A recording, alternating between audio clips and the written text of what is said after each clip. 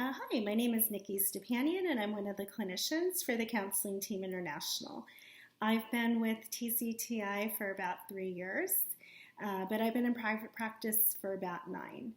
What I'm going to be talking to you about today are some of the unique stressors and challenges that many fire couples are finding themselves in.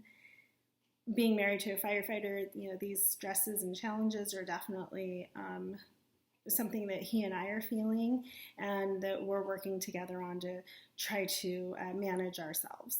So we're finding ourselves in a very unprecedented time. There's lots of fear, there's lots of anxiety, there's the fear of the unknown. There's no frame of reference or playbook, so to speak, for this. So it's nothing that we can point to and say, oh, okay, so when this happens, this is how I deal with it, or this is how I cope with it.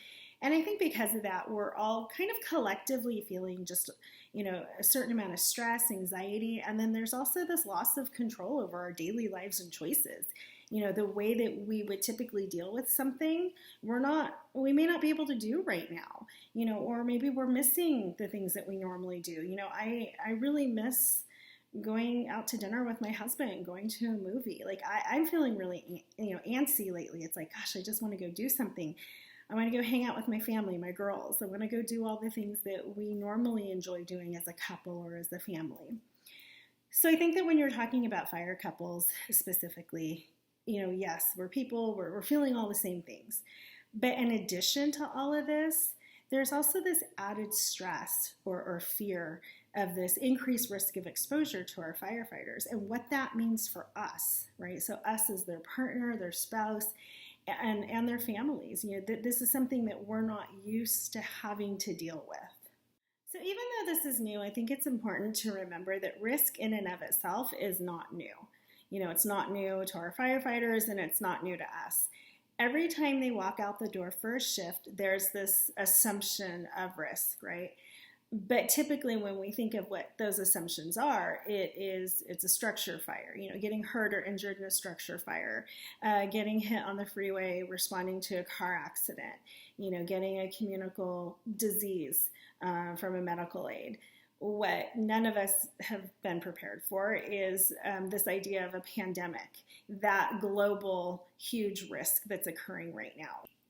So one thing that's really helped me is talking to my firefighter and finding out what his organization, what his department is doing as far as procedures and protocols are to help minimize their exposure. Getting that information has really given me a lot of assurance and confidence that they're doing everything that they can to keep that risk as minimal as possible, just like they do with everything else related to their job. So another thing that I found really beneficial is to just trust your own resiliency. Being in a relationship with a firefighter requires a certain amount of strength and resiliency that many of us already have. We're used to a certain amount of risk when, like I was saying, when they go off to work. So we acknowledge that and then we compartmentalize it. We put it in an appropriate place because we have to. Every time they go to work, we have to be able to function. So we can't sit there and just think about, oh my gosh, I hope they're okay. And what are they doing? And oh, what if they get a fire? We put it where it needs to go and then we move on with our day. This is really not any different. It's tapping into that skill set again and using what is already inside of us to help manage and cope with this. So another thing that I think is important to keep in mind is communicating. Ask your firefighter questions. Ask them, what are you doing at work? What is your organization doing to help minimize this exposure? Get that information. When we have information, we won't fill in the blanks with assumptions, right? And so it's going to help to give us reassurance and give confidence that they're doing everything that they can to protect themselves. Also, I think it's important to express your feelings about this. Like if you're worried, if you're scared, let them know. We're all having feelings about everything that's happening right now. Maybe you're feeling frustrated because you're helping your kids with distance learning, or you're trying to work from home and help your kids with distance learning. There's lots of challenges happening for all of us right now. We're going to have feelings about it. That's normal. it's okay to communicate that and use those communication skills to help support each other through this.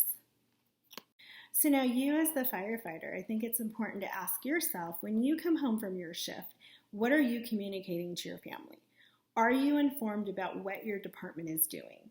Because your family wants to know. They're worried about you and about something being possibly brought home to them. I know when I found out what my husband's department was doing, I was blown away when he told me about dispatch protocols, mandatory stay-at-home sick policies, temperature checks twice a day, cleaning the station twice a day, quarantine procedures, the level of PPE worn. It drastically reduced my stress and really helped to put my mind at ease, because it made me realize that they're handling this just like every other emergency that they deal with. So with all this, I think it's really important for you, the firefighter, to keep in mind that there's a lot of power to your words. You know, you have a lot of control over how your family is when you come home. So are you coming home and giving them accurate information that helps to decrease stress, that helps to reassure them and give them confidence when you're at work? Or maybe, you know, are you coming home with your own stress and then dumping that out onto them? You know, if that's what's happening, all that's going to do is exacerbate the stress that's already sitting there for your family. On top of all that, we can't go anywhere, you know. So our typical, most of us, our typical way of coping, we can't do that right now because we're all stuck at home together. So think about, you know, do you want to come home and help put your family at ease and help them manage their stress, or just dump on them even more? You know, a family that's at ease is going to feel much better coming home to than one that's not. So with all of that, it's also really beneficial to remember to be patient. Be patient with yourself and be patient with each other. As I mentioned in the beginning of this recording, you know, there's no frame of reference. There's no playbook for this. You know, we're all adjusting to something that's very new. We're figuring it out together. You know, so give each other the benefit of the doubt. You know, do what works for your relationship, your own unique relationship. I think it's also really important to remember that you're on the same team. Like, you're in this together. One thing I have found with fire couples is that it's really easy to get caught up in what I call competing for pain, right? I mean, I've done it myself. Remember, my husband would come home and say, "Oh, I'm really tired." And I'm like, "You're tired? I'm tired. I was up every 2 hours nursing a newborn," or "I was up all night with, you know, a sick daughter." It's really easy to kind of get caught up in that one-upping each other. We don't want to do that, especially not right now with all this added layer of stress upon us. You know, remember that there's no winners and losers in our relationship. We either win together or we lose. So this really helps us to be able to work together to be solution focused. So instead of like butting heads and kind of competing for that pain, we can create an environment where we are supporting each other, we're patient with ourselves, we're patient with each other, we're giving each other the benefit of the doubt, which gives a better foundation for being able to find solutions together. And that's important in general, but really important right now. You know, so when we're solution focused, you know, it's easier to come together and say, okay, how are we going to help each other get our needs met? You know, and then you can become creative with each other.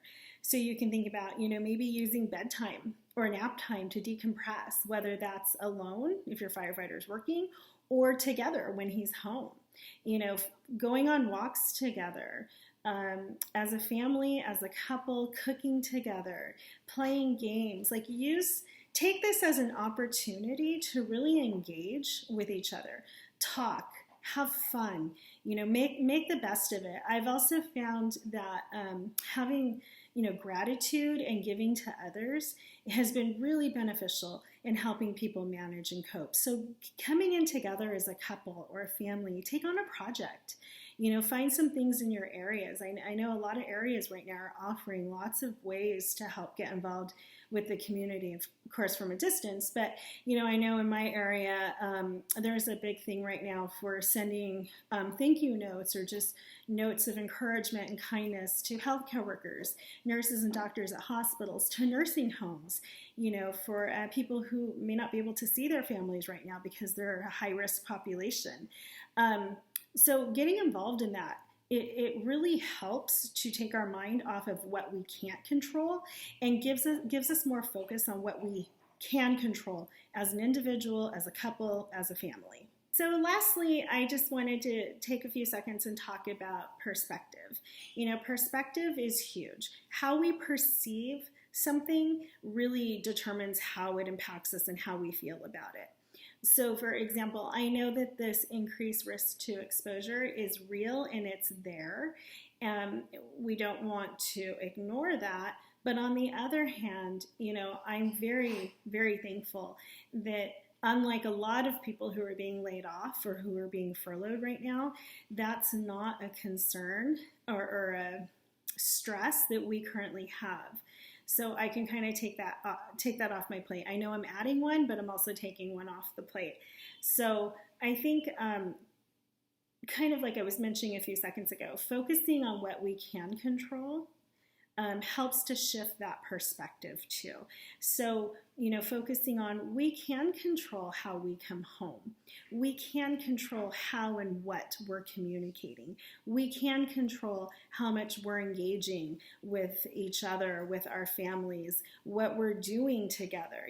There's so much more within our control, I think, than we sometimes think. So focusing on what we can control is really, really beneficial. And hopefully, maybe we can actually come out of all of this stronger than we were coming into it. So anyway, I just really want to say thank you so much for tuning in and for listening. And I look forward to, running into some of you out there. Thank you.